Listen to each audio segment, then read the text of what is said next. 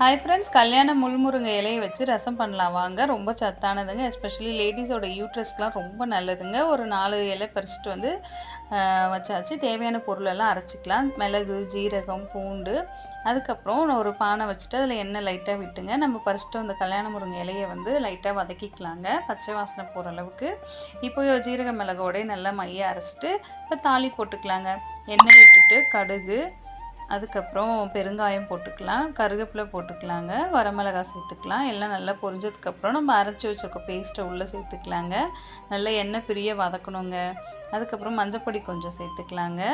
அதுக்கப்புறம் ஒரு பெரிய சைஸு தக்காளியை வந்து அப்படியே கையிலே மசிச்சு விட்டுக்கலாங்க. நீங்கள் அரிஞ்சு போகிறதுனால போட்டுக்கலாம். தேவையான அளவு உப்பு போட்டால் நல்லா குழஞ்சி வந்துடும். இப்போ புளி கரைசலை உள்ளே சேர்த்துக்கலாங்க.